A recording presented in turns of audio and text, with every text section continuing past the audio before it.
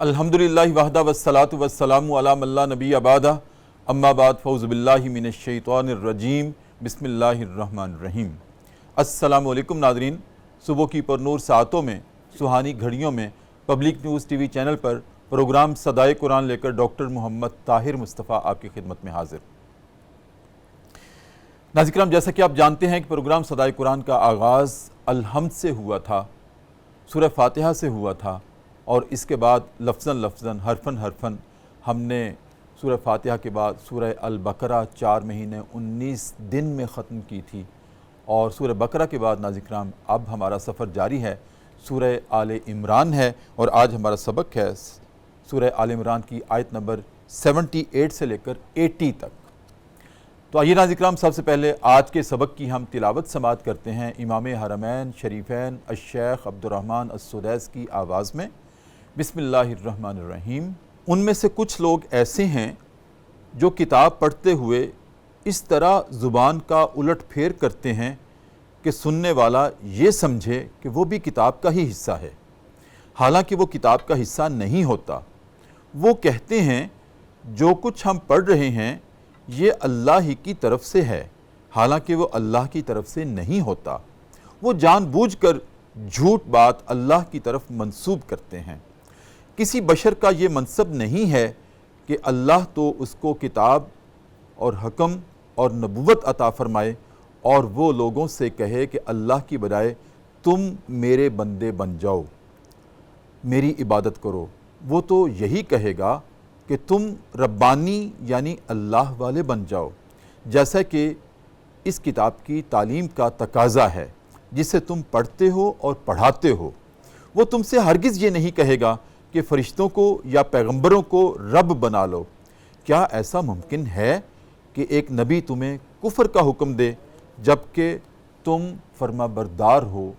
اور تم مسلم ہو؟ ناظرین کرام، یہ ہمارا آج کا سبق ہے پروگرام صدائے قرآن میں سورہ آل عمران کی آیت نمبر 78 سے لے کر 80 تک، جس کا پس منظر اس طرح سے ہے ناظرین کرام کہ جب نجران کا وفد آیا تھا ہمارے نبی کریم صلی اللہ علیہ وآلہ وسلم کے پاس، تو انہوں نے ایک سوال اٹھایا تھا، انہوں نے ایک بات کہی تھی، اور وہ بات خلاف فطرت تھی۔ سوال یہ کیا تھا کہ اے محمد صلی اللہ علیہ وآلہ وسلم، فدا کا امی و ابی، ہمارے ماں باپ آپ پہ قربان، ہم آپ پہ قربان، کائنات کا ذرہ ذرہ آپ کی ذات اقدس پر قربان۔ ناظرین کرام، انہوں نے یہ کہا تھا، کیا آپ ہم سے یہ توقع رکھتے ہیں دین کی دعوت دے کر، ایمان کی دعوت دے کر، کہ ہم آپ پر اس طرح ایمان لائیں یا اس طرح کی فیلنگز رکھیں یا اس طرح کے جذبات رکھیں یا اسی طرح ہم پرستش کیا کریں یا اسی طرح ہم آپ کی پوجا پاٹ کے جذبات رکھیں جس طرح کہ ہم اپنے انبیاء حضرت موسیٰ علیہ السلام یا حضرت عیسیٰ علیہ السلام کے بارے میں رکھتے ہیں؟ کیا آپ یہ چاہتے ہیں؟ ناظرین کرام، اب آپ سوچئے کہ نبی کریم صلی اللہ علیہ وسلم کیا جواب کیا ہو سکتا ہے؟ کیا جواب ہوگا؟ آپ نے کیا ارشاد فرمایا ہوگا؟ میں سمجھتا ہوں کہ ابھی جو آپ کے جذبات ہوں گے شاید ابھی آپ ان کو اپنی زبان اقدس پر بھی نہیں لائے ہوں گے کہ یہ کیسے ہو سکتا ہے کہ میں تم کو یہ کہوں یا یہ کہنا چاہوں کہ مجھ پر ایمان لانے کے بعد تم بھی میری عبادت کیا کرو، میری پوجا کیا کرو، میری پرستش کیا کرو۔ ناظرین کرام، میں سمجھتا ہوں کہ جب آپ نے سکوت فرمایا ہوگا ان کا یہ جواب سن کر، تو اس سکوت کے عالم کو کسی شاعر نے اس طرح سے بیان کیا ہے کہ ضرور ان سے عقیدت رکھو انہیں چاہو، کسی کو یوں تو نہ پوجو کہ وہ خدا سا لگے۔ ناظرین کرام، یہ نبی کریم کے فیلنگز ہوں گی اس وقت، جس کو ایک شاعر نے اپنے کلام میں بیان کیا ہے کہ ضرور ان سے عقیدت رکھو انہیں چاہو، کسی کو یوں تو نہ پوجو کہ وہ خدا سا لگے۔ میں کب چاہتا ہوں، میں کب کہتا ہوں کہ میری تبلیغ یہ ہے یا میری تعلیم یہ ہے یا میری ہدایت یہ ہے کہ مجھ پر ایمان لانے والے میری عبادت کریں؟ How is it possible? ناظرین کرام، نبی کریم صلی اللہ علیہ وسلم کے سکوت میں بھی اور آپ کے اظہار میں بھی یہی تھا کہ یہ ناممکن ہے، یہ ہو ہی نہیں سکتا۔ میں تو خود اپنا پیغمبرانہ منصب اس ذات الہی سے لینے والا ہوں۔ اور اگر خدا نخواستہ ناظرین کرام 1 منٹ کے لیے نہیں، 1 لمحے کے لیے بھی اگر سوچ لیا جائے کہ کسی پیغمبر کی تعلیم یہ ہو سکتی ہے کہ وہ اپنی امتوں کو یہ کہیں کہ میری عبادت کیا کرو، اس کا مطلب تو پھر یہ ہے کہ جن لوگوں کو یا جن افراد کو اللہ رب العزت نے اس منصب کے لیے چنا تھا، پیغمبرانہ منصب کے لیے، تو پھر تو وہ اس کے اہل ہی نہیں تھے اگر وہ یہ تعلیم دیتے۔ کسی پیغمبر کی یہ تعلیم نہیں تھی۔ ناظرین کرام، یہ ہمارا دنیا کا وتیرہ ہے کہ ہم ایسے لوگوں کو کوئی منصب سونپتے ہیں جو اس کے اہل ہی نہیں ہوتے۔ اللہ رب العزت سے یہ کیسے توقع ہو سکتی ہے؟ وہ تو خالق کائنات ہے، وہ تو ذرے ذرے سے آگاہ ہے، اور ذرے ذرے میں اس نے اپنی توحید رکھی ہے۔ ناظرین کرام، اگر ہم غور تو کریں، ایک ہی مٹی ہے، اور اس ایک ہی مٹی کے ٹکڑے میں جب ہم 2 بیج بوتے ہیں، ایک پھول مٹی کو پھاڑتا ہوا نکلتا ہے، اس کا رنگ گلابی ہوتا ہے، اس کا رنگ پنک ہوتا ہے، اور اسی مٹی سے 1 انچ ساتھ دوسرا پھول نمودار ہوتا ہے، اس کی فریگرنس اور ہوتی ہے، اس کا رنگ اور ہوتا ہے، وہ یلو ہوتا ہے، ایک طرف گلاب ہے، ایک طرف کلیاں ہیں، ایک ہی مٹی ہے، 1 انچ کا فاصلہ بھی نہیں ہے۔ یہی تو اس کی ناظرین کرام ربوبیت ہے، یہی تو اس کی خالقیت ہے۔ تو وہ کسی کو کیسے ایسے شخص کو پیغمبرانہ منصب دے سکتا ہے جو لوگوں کو یہ کہے کہ میری عبادت کرو؟ یہ ہو ہی نہیں سکتا۔ آج کے سبق میں ناظرین کرام اللہ رب العزت نے یہی ارشاد فرمایا ہے کہ میرے انبیاء سے یہ کیوں تم توقع رکھتے ہو کہ وہ تمہیں یہ درس دیں گے کہ میری عبادت کیا کرو؟ ناظرین کرام، ہمارے لیے آج کے سبق میں پھر صدائے قرآن کیا ہے، اس پہ آج ہم گفتگو کریں گے، اور گفتگو کرنے کے لیے میری دائیں جانب جو مہمان شخصیت تشریف رکھتی ہیں، آپ کی جانی پہچانی ہیں، آپ ان کی گفتگو کو بہت توجہ سے سنتے ہیں، مجھے معلوم ہے، بلکہ ان کی گفتگو کو آپ نوٹ بھی کرتے ہیں۔ مفتی بھی ہیں ناظرین کرام، وہ فقیہ بھی ہیں، وہ عالم دین بھی ہیں، وہ عالم قرآن بھی ہیں، عالم سیرت بھی ہیں، عالم حدیث بھی ہیں، عالم فقہ بھی ہیں۔ ناظرین کرام، میری مراد ہے جناب ڈاکٹر مفتی امداد اللہ محمود فرید۔ السلام علیکم ورحمۃ اللہ۔ السلام ورحمۃ اللہ وبرکاتہ۔ کیف الحال؟ الحمدللہ۔ اور ناظرین کرام، میری بائیں جانب تشریف رکھتے ہیں حافظ عبد الوحید ساجد۔ ناظرین کرام، بارگاہ رسالت مآب صلی اللہ علیہ وسلم میں اپنی حاضری لگوائیں گے پروگرام صدائے قرآن میں، اور ماشاءاللہ خوب ان کو اللہ رب العزت نے نبی کریم کی محبت سے نوازا ہے، اور وہ جو ان کی محبت ہے وہ ان کی آواز میں ابھی آپ محسوس کریں گے، اور پروگرام کے آخر میں ہم ان سے کلام سنیں گے اور گفتگو کا آغاز کرتے ہیں ناظرین کرام جناب ڈاکٹر مفتی امداد اللہ محمود فرید سے۔ مفتی صاحب، میں نے مقدمہ آج کے پروگرام کا آپ کے سامنے رکھا ہے، یہ کیسے ہو سکتا ہے کہ کوئی یہ کہے، پیغمبر یہ کہے کہ میری عبادت کرو، یا یہ کس قدر بڑا جرم ہے؟ میں تو یہ سوال کروں گا آپ سے اپنے ناظرین کی رہنمائی کے لیے کہ کسی ناواقف حال کے سامنے کوئی الفاظ کو الٹ پھیر کر کے یہ کہے کہ اللہ کا کلام ہے، یہ تو صریحاً ظلم، جھوٹ ہے، کذب ہے، اور اس کی وعید کیا ہو سکتی ہے؟ ارشاد۔ بسم اللہ الرحمن الرحیم۔ اللہم لک الحمد کما ینبغی لجلال وجہک وعظیم سلطانک ومجدک وشأنک وقوتک وجبروتک، وصلی اللہ علی نبینا محمد النبی الامی الکریم وعلی آلہ واصحابہ وبارک وسلم تسلیما کثیرا۔ استاد محترم گرامی قدر اور ناظرین کرام، آیت کریمہ وَإِنَّ مِنْهُمْ لَفَرِيقًا يَلْوُونَ أَلْسِنَتَهُمْ بِالْكِتَابِ لِتَحْسَبُوهُ مِنَ الْكِتَابِ وَمَا هُوَ مِنَ الْكِتَابِ وَيَقُولُونَ هُوَ مِنْ عِنْدِ اللَّهِ وَمَا هُوَ مِنْ عِنْدِ اللَّهِ وَيَقُولُونَ عَلَى اللَّهِ الْكَذِبَ۔ بڑی ہی خوبصورت تمہید آپ نے پہلے شروع میں باندھ دی، اور جس کی تصدیق اور ریفرنس میں میں اگر اسی واقعہ کو ہی آگے پیش کرتے ہوئے ساتھ ہی آپ کی اس کلام کو اور آپ کی اس تمہید کو بطور سند پیش کرتے ہوئے مضبوط کر کے امت پر اور ناظرین کے لیے پیش کرنے کی سعادت حاصل کروں، تو اس میں اس واقعہ کو بڑا ہی خوبصورت طریقے سے پیش کیا گیا ہے کہ سیدنا عبداللہ ابن سلام یہ یہودی عالم تھے، جی اور اسی طرح یہ ان کا سارا خاندان، یعنی ان کا پورا خاندان عالم تھا، اور یہ تورات کے ماہر تھے۔ اور خود سیدنا عبداللہ ابن سلام رضی اللہ تعالیٰ عنہ کہتے ہیں کہ میں نے خود اپنی پھوپھی سے رسول اللہ صلی اللہ علیہ وسلم کی بچپن میں وہ باتیں اور آپ صلی اللہ علیہ وسلم کے آنے کی وہ خبریں میں سنا کرتا تھا، اور اس اشتیاق میں رہتا تھا کہ کب وہ وقت آئے گا کہ جب میں اس نبی آخر الزمان کے پاس خود بنفس نفیس حاضر ہوں۔ سبحان اللہ۔ اور اسی کے مقابلے میں دیکھیں فخاذ ابن عازورہ، یہ بھی ایک یہودی عالم تھا، بہت ہی متباحر عالم تھا، لیکن اللہ تعالیٰ نے جیسے پچھلی آیات میں اس کا ربط آیت جو پچھلے درس میں آپ سبق میں بتا چکے ہوں گے اور بالکل بتایا بھی ہے، اور ناظرین اور سامعین نے سنا بھی ہوگا، کہ جس میں اللہ تعالیٰ نے ان دو گروہوں کے بارے میں واضح طور پہ کہا کہ ایک وہ تھا کہ جو قنطار، یعنی کہ وہ سونے کا حریص تھا اور دولت کا حریص تھا اور امانت میں خیانت کرنے والا تھا۔ تو ان میں یہ دو گروہ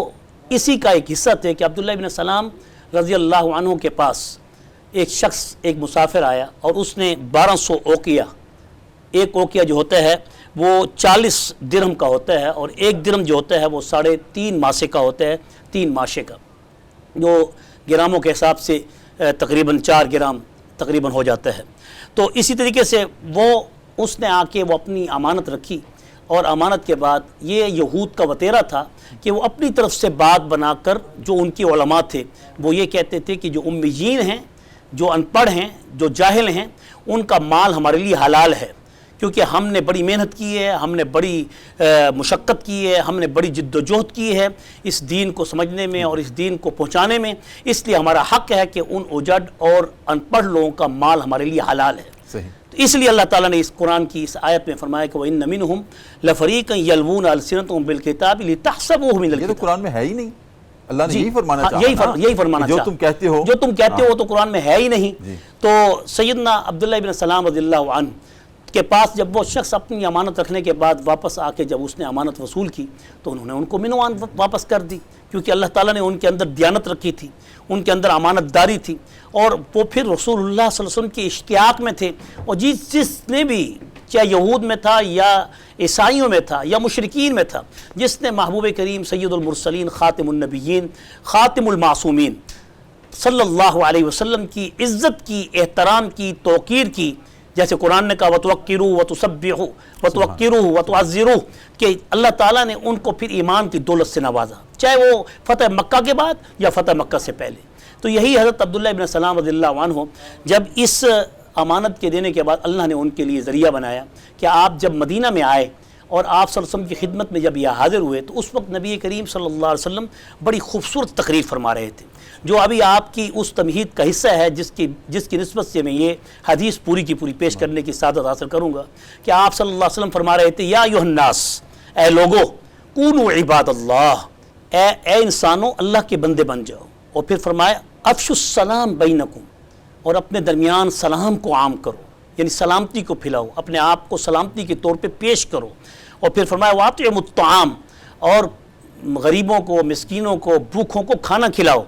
وصلوا باللیل والناس نیام، اور راتوں کو کھڑے ہو کر تہجد میں اللہ تعالیٰ کے سامنے سرنگوں ہو جاؤ جس وقت لوگ سوئے ہوئے ہوں، اور پھر آپ نے فرمایا ولین الکلام، ولین الکلام یا ولین الکلام، کہ اپنی زبان کو نرم کر دو، سختی سے بچو،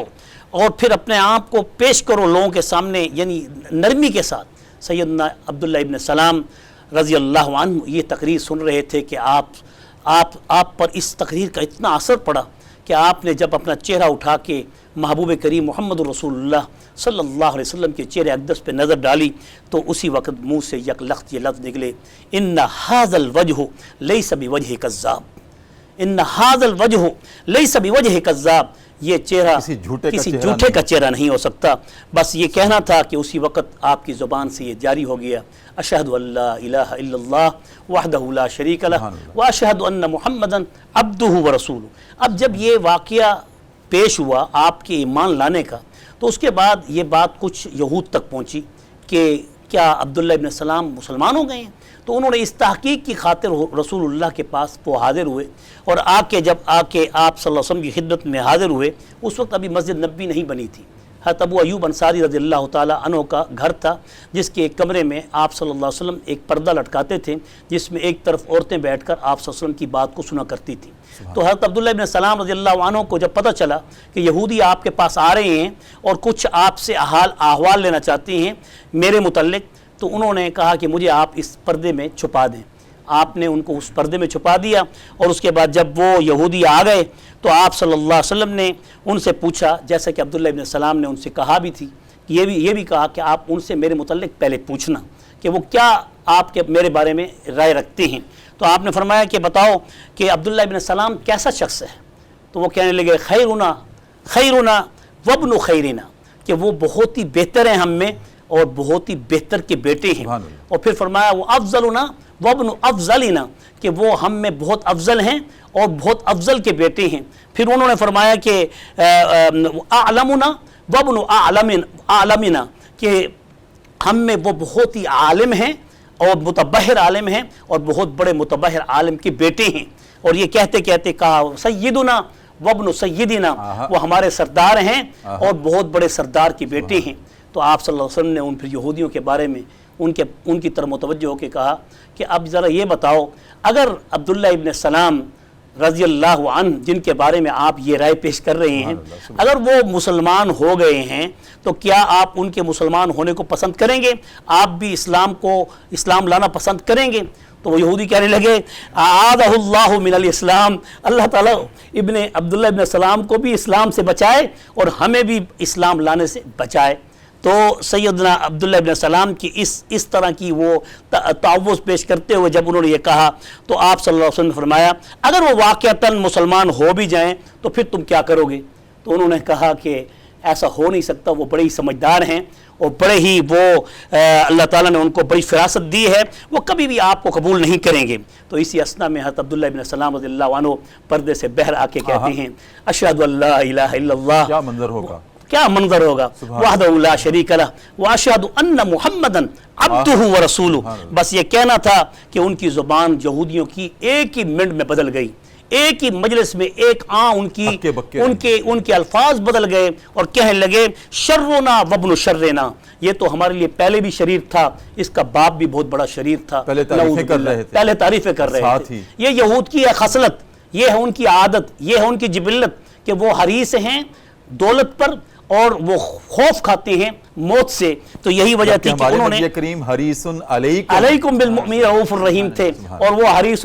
علیکم بالقنطار اور بالدینار و بالدرہم و بالمال تھے۔ اور یہاں تک کہ اللہ تعالیٰ نے پھر ان آیات کو نازل کر دیا کہ یلوون السنتہم بالکتاب لتحسبوہ من الکتاب وما ہوا من الکتاب ویقول ہوا من عند اللہ وما هو من عند اللہ ویقولون اللہ الکذب، یہ تو اللہ پر جھوٹ بول رہے ہیں۔ اور جھوٹ بولنے کے بارے میں رسول اللہ کی حدیث ہے کہ آپ نے فرمایا جو اللہ پر جھوٹی گواہی دے یا کوئی جھوٹی گواہی کا مرتکب ہو یا پھر وہ جھوٹی قسم اٹھائے تو وہ اللہ تعالیٰ اس کو چور کے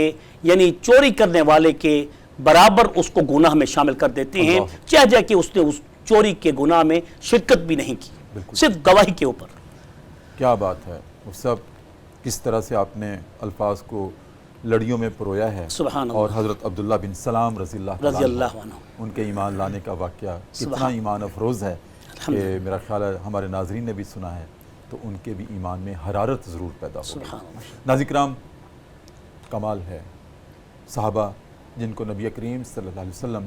اپنی انگلی کا اشارہ کر کے فرمایا کرتے تھے ابو بکر فی الجنہ، عمر فی الجنہ، عثمان فی الجنہ، عبد الرحمن بن عوف فی الجنہ، علی فی الجنہ، زبیر بن عوام فی الجنہ، سعد بن ابی وقاص فی الجنہ۔ کتنے خوش نصیب صحابہ کرام تھے۔ اور پھر کبھی باری آتی بدری صحابہ کرام کی تو نبی کریم فرمایا کرتے تھے کہ میرے صحابہ بدری صحابی جو ہیں یہ زمین پر جنت کے چلتے پھرتے چراغ ہیں، اور ان کے بارے میں کوئی بات کرنے سے پہلے بہت سوچ لیا کرو، وہ بدری ہیں۔ کیا نصیب ہے صحابہ کرام کا جن کا تذکرہ مفتی صاحب نے اپنی گفتگو میں کیا، خاص طور پر حضرت عبداللہ بن سلام رضی اللہ تعالیٰ کتنی وارفتگی کے ساتھ ایمان لائے۔ ناظرین کرام، وقفہ ہے پروگرام صدائے قرآن میں،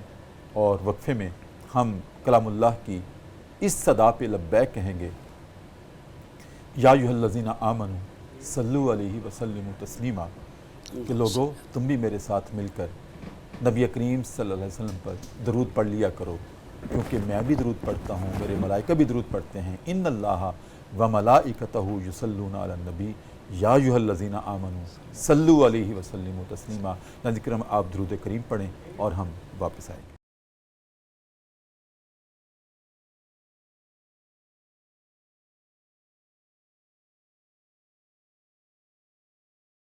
وقفے کے بعد ناظرین کرام دوبارہ آپ کی خدمت میں حاضر ہیں۔ صبح کی پر نور سے آتے ہیں، public news TV channel ہے،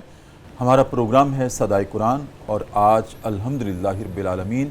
سورہ فاتحہ سے یہ سفر شروع ہوا تھا، یہ سبق شروع ہوا تھا، اور ناظرین کرام آج پہنچ گیا ہے۔ کروڑوں مرتبہ اللہ کا شکر ادا کرتے ہوئے عرض کر رہا ہوں کہ سورہ آل عمران کی آیت نمبر 78 سے لے کر 80 تک۔ ڈاکٹر صاحب، آج کا جو پروگرام، اس میں کیا خوبصورت اپنے انداز کے ساتھ حضرت عبداللہ بن سلام رضی اللہ تعالیٰ عنہ کے ایمان لانے کا واقعہ، کیسی منظر کشی کی، میں ابھی تک اس کے سحر میں ہوں۔ اللہ تعالیٰ آپ کو علم میں اور عمل میں اتنا فیض عطا کرے، اتنا فیض عطا کرے کہ پورا عالم آپ سے منور ہو۔ آمین۔ اب صاحب، جب انہوں نے یہ سوال کیا کہ کیا آپ یہ چاہتے ہیں کہ ہم آپ کی عبادت کریں،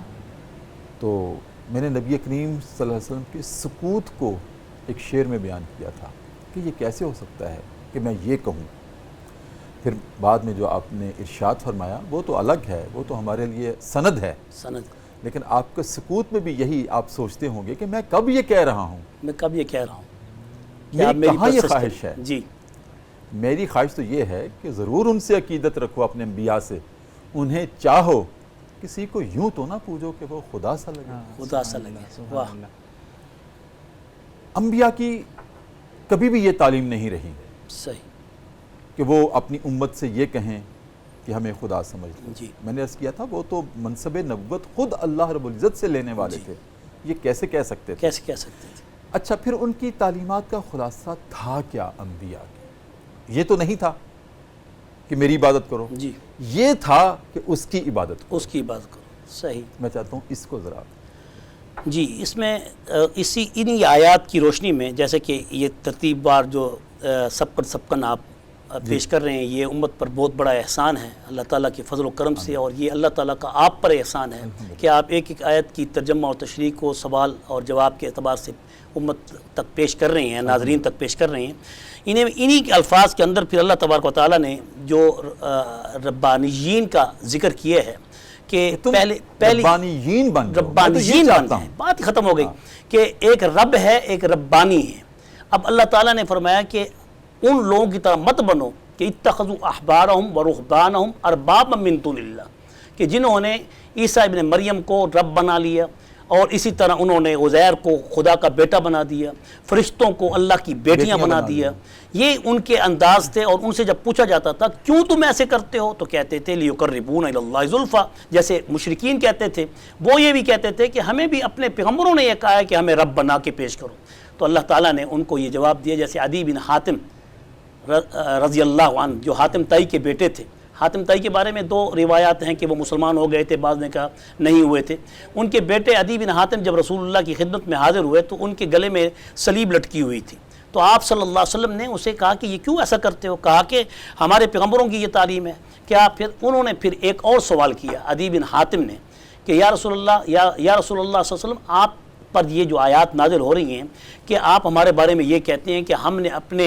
احبار کو، اپنے پیشواؤں کو، اپنے مولویوں کو، اپنے پیروں کو، اپنے ان نبیوں کو، شیوخ کو ہم نے خدا بنایا تھا، ہم نے تو ان کو خدا نہیں بنایا تھا، ہم نے ان کو تو رب نہیں بنایا تھا۔ تو آپ صلی اللہ علیہ وسلم نے فرمایا کہ کیا آپ ان کے حلال کے حرام کرنے پر کیا ان کی بات کو نہیں مانتے تھے، یا ان کے حرام کے حلال کرنے پر ان کی بات کو نہیں مانتے تھے؟ تو کہا ایسا کرتے تھے۔ تو انہوں نے کہا رب کی تعریف یہ ہے کہ جو اس کے حکم کو بدل دے وہ رب کے بدلے میں کسی اور کو رب بنا رہا ہے۔ تو یہ ایک زبردست تعریف ہے ربانیین کی کہ ربانی وہ ہوگا جو رب کے حکم پہ چلے گا، رب کی مانے گا، رب کی مانے گا، اور رب کے مقابلے میں وہ کسی غیر کی بات کو وہ اپنے لیے کوئی حیثیت نہیں دے گا، اور اسی کا نام توحید ہے کہ وہ اپنے رب کے سامنے سرنگوں ہوگا۔ حتیٰ کہ اللہ تعالیٰ نے ان آیات میں جو ذکر کیا ہے کہ فرشتوں کو اور نبیوں کو جو خدا بنا لیتے ہیں،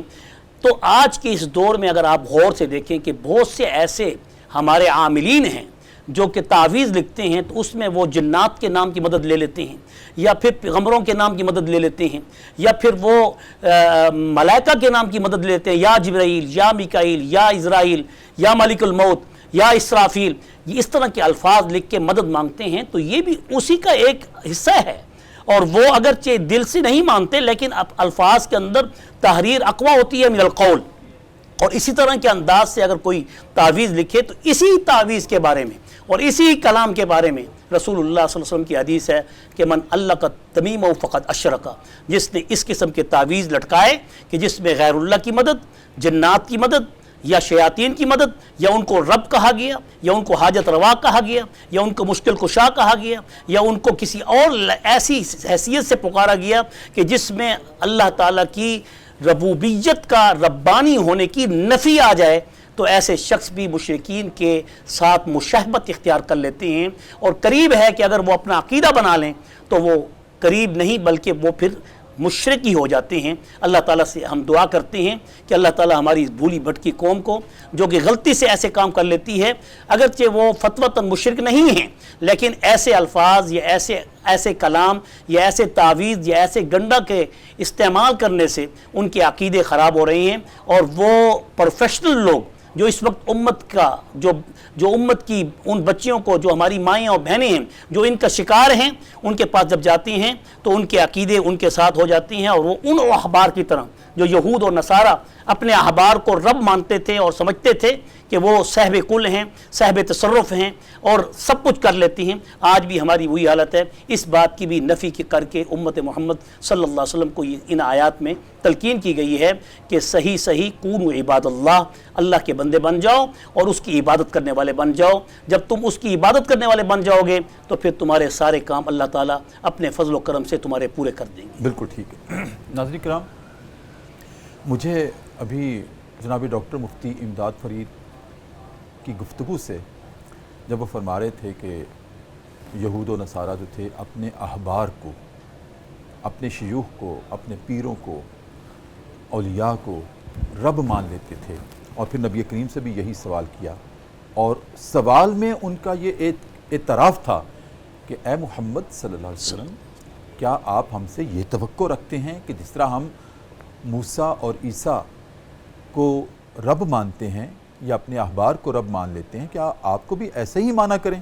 ان کے سوال میں اعتراف تھا کہ ہم کرتے ہیں ایسے. تو مجھے ناظرین کرام اس گفتگو کے دوران وہ بات پھر یاد آ گئی جس کا تذکرہ میں نے ایک پروگرام میں پہلے بھی کیا تھا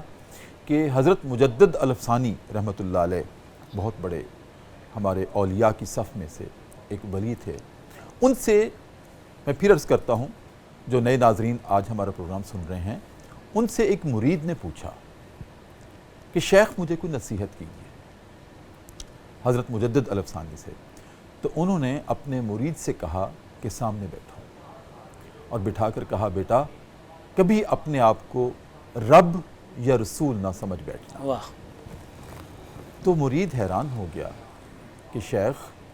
کون انسان ہے جو اپنے آپ کو رب مان لیتا ہے یا رب سمجھتا ہے یا اپنے آپ کو رسول سمجھتا ہے؟ کہا بیٹا سمجھتے ہیں، تم نہ سمجھنا.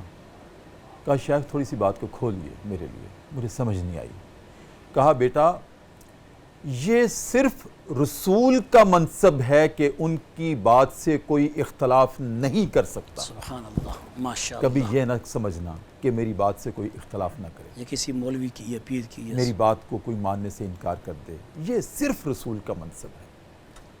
اور کبھی یہ نہ سمجھ بیٹھنا. اور دوسرا، اپنے آپ کو رب سمجھنے سے کیا مراد ہے؟ تو بیٹا اس سے مراد یہ ہے کہ یہ صرف اللہ کا، رب کا منصب ہے کہ جو چاہے وہ ہو جائے. کبھی یہ نہ دل میں خیال لانا کہ میں جو چاہوں وہ ہو جائے. یہ صرف رب کا منصب ہے. ناظرین کرام، اسی پر ہم ایک وقفہ لیتے ہیں پروگرام صدائے قرآن میں، اور یہ دو چیزیں ہماری ذات میں بھی اگر داخل ہو جائیں تو میں سمجھتا ہوں صدائے قرآن پہ لبیک بھی ہو جائے گا اور بہت سارا ہمارا تزکیہ ہو جائے گا. کہ اگر ہم یہ سمجھنے لگ جائیں کہ میری بات سے کوئی اختلاف کر سکتا ہے، ہم انسان ہیں، ہم امت ہیں، یہ صرف رسول کا منصب ہے کہ ان کی بات سے کوئی اختلاف کرے گا تو وہ کفر کے دائرے میں داخل ہو جائے گا، میری بات سے اگر کوئی اختلاف کرے گا تو وہ کافر نہیں ہوگا۔ اور یہ صرف رب کا منصب ہے کہ وہ جو چاہے وہ ہو جائے۔ ہم بھی سمجھتے ہیں نا، جب بعض اوقات سمجھتے ہیں نہیں میں جو چاہتا ہوں یہی ہونا چاہیے، تو یہ رب ہونے کا دعویٰ کرنا ہے۔ ناظرین کرام نہیں۔ آئیے وقفہ لیتے ہیں اور وقفے میں ہم چلتے ہیں ایک مرتبہ پھر نبی کریم صلی اللہ علیہ وسلم پر درود بھیجتے ہیں اور واپس آتے ہیں۔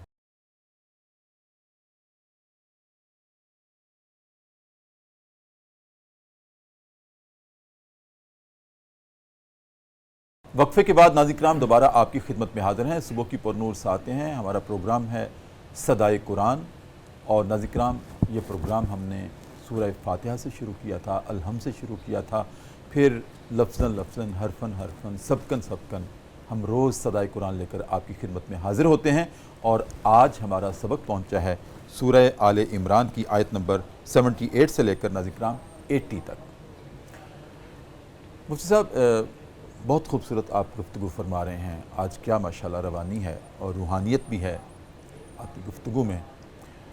کہ یہ تو ہو نہیں سکتا تھا کہ کوئی بھی نبی جس کو اللہ نے چنا ہے، اور انبیاء چنے ہوئے ہوتے ہیں، بے شک یہ تو انتخاب ہوتا ہے، جی جس کو بھی اللہ نے پیغمبری عطا کی ہے، نبوت عطا کی ہے، رسالت عطا کی ہے، وہ سب چنے ہوئے لوگ، جی ان کے نسب اور حسب بھی چنے ہوئے، بے شک ان سے یہ توقع تو ہو نہیں سکتی تھی کہ وہ اپنی امتوں کو یہ کہیں کہ ہماری عبادت کرو۔ جی وہ تو ان کی دعوت کا پہلا نقطہ آغاز ہی یہ ہوا کرتا تھا، آدم علیہ السلام سے لے کر ختم المرسلین صلی اللہ علیہ وسلم تک، قولوا لا الہ الا اللہ، تفلحون، سبحان اللہ، تم کامیاب ہو جاؤ، جی یہ ایک کلمہ پڑھ لو۔ ان کی دعوت کا پہلا نقطہ ہی یہ تھا۔ جی اگر ایسا سوچ لیا جائے، مفسرین نے اس پہ بحثیں کی ہیں کہ اگر ایسا سوچ لیا جائے پھر تو اس کا مطلب یہ ہوگا کہ اگر کوئی شخص یہ کہے، اس کو اللہ منصب عطا کرے، پھر وہ اپنے منصب کو استعمال کرتے ہوئے لوگوں کو یہ کہے کہ مجھے رب مانو، اس کا مطلب وہ اہل ہی نہیں تھا۔ بالکل۔ اور نہ اللہ سے یہ توقع ہو سکتی ہے کہ وہ اپنے انبیاء کو چنے تو وہ اس کے اہل نہ ہوں، جی وہ تو بدرجہ اولا اہل تھے، بدرجہ اولا اہل تھے، جی اہل تھے، اور پھر انہوں نے اپنی اہلیت کو ثابت کیا، جی کبھی طوفانوں سے ٹکرائے، کبھی مصائب سے ٹکرائے، کبھی پتھروں سے ٹکرائے، جی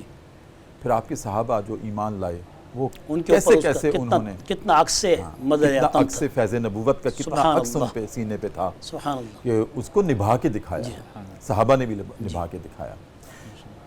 اس سمے یہ اتنی لمبی تمہید باندھنے کا اس سوال کا مقصد یہ تھا کہ اللہ سے تو نہ یہ توقع ہو سکتی تھی،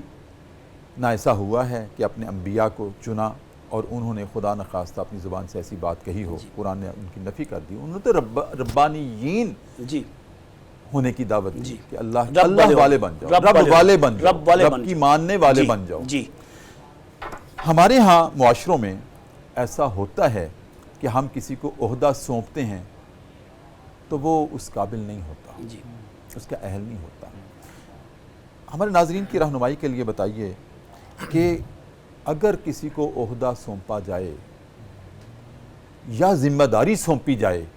بنیادی کیا بات ہے جو پیش نظر ہونی چاہیے کسی کو منصب عطا کرتے ہوئے، تاکہ ایک سبق ہو جائے اور ایک صدائے قرآن پہ ہم لبیک کہنے والے بن جائیں۔ جی استاد محترم گرامی قدر، آپ کی اس گفتگو کی شروع میں جو لفظ استعمال ہوئے کہ پیغمبر کا انتخاب اور ولایت کے انتخاب میں فرق ہے۔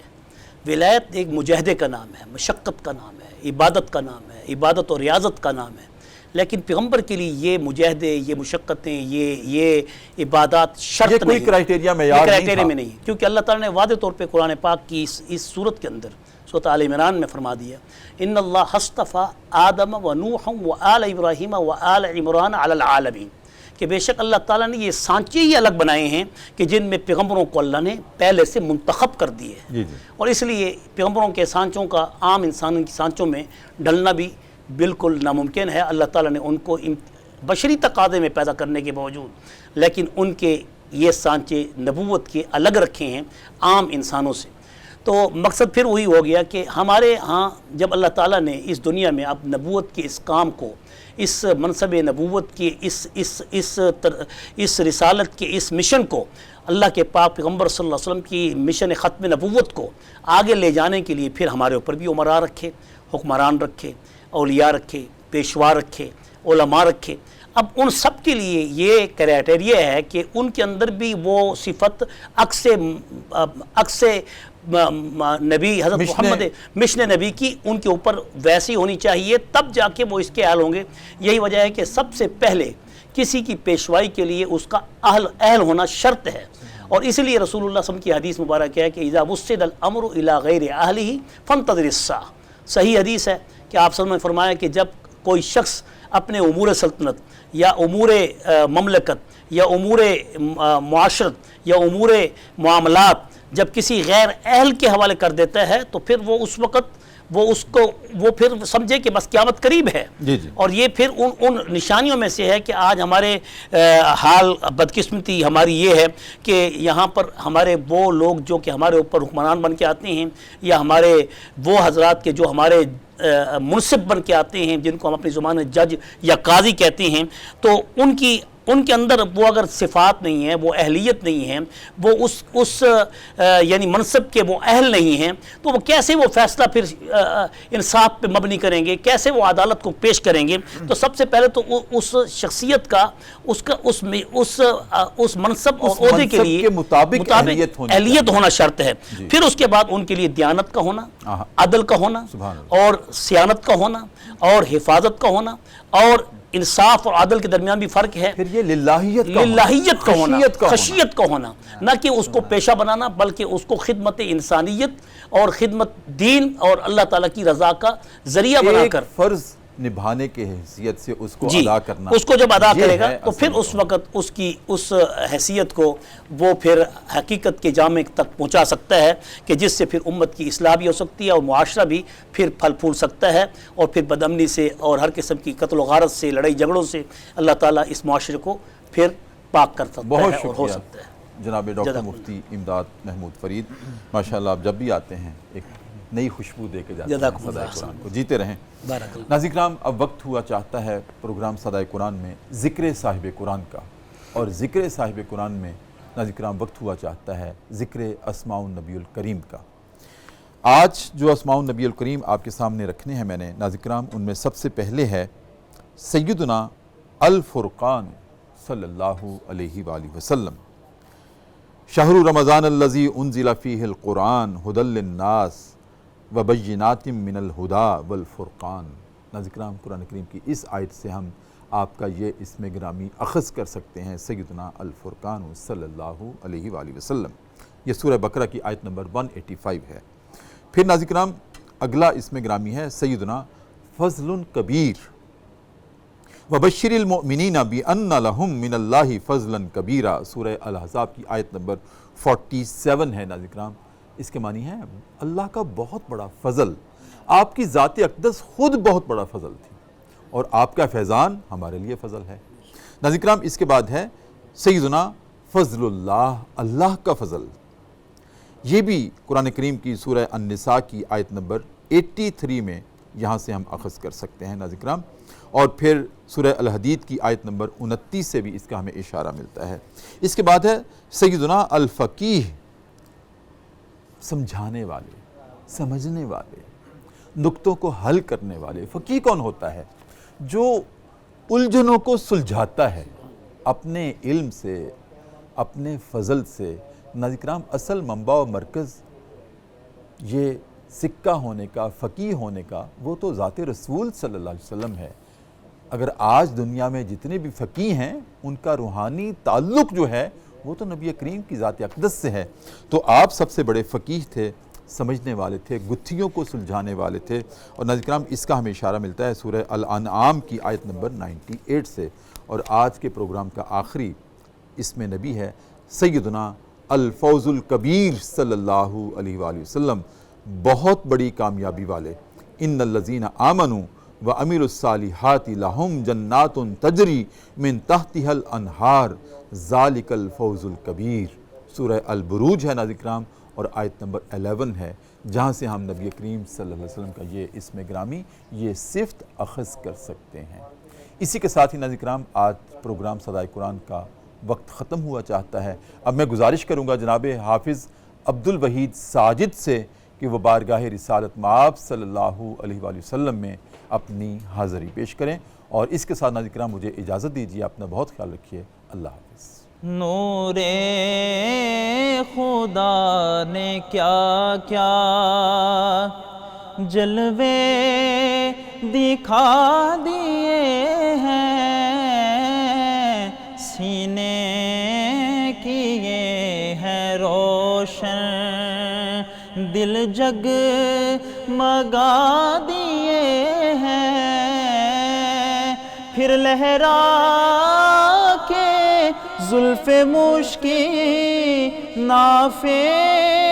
لوٹا دیے ہیں، ان کی مہک نے دل کے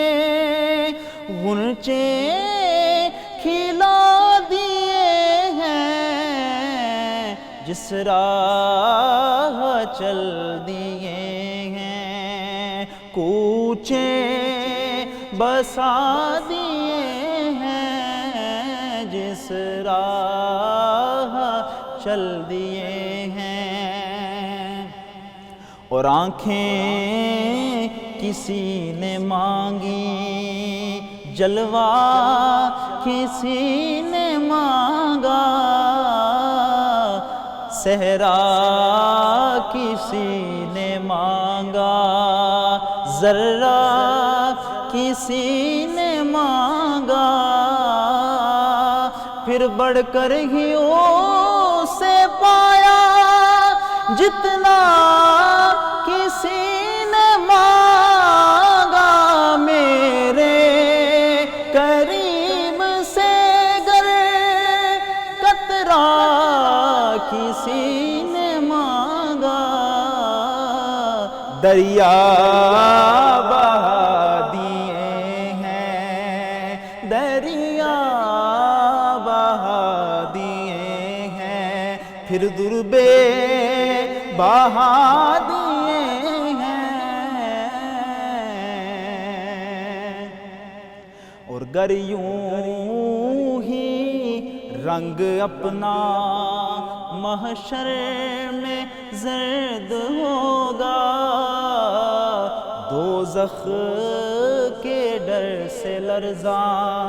ہر ایک فرد ہوگا، تیرے نبی کو کتنا امت کا درد ہوگا، اللہ کیا جہنم اب بھی نہ سرد ہوگا، کہ رو رو کے مصطفیٰ نے دریا بہا دیے ہیں، رو رو کے مصطفیٰ نے دریا بہا دیے ہیں۔ مکہ اہل نظر میں تیرا ذہن رساں مسلم، دنیا علم و فن میں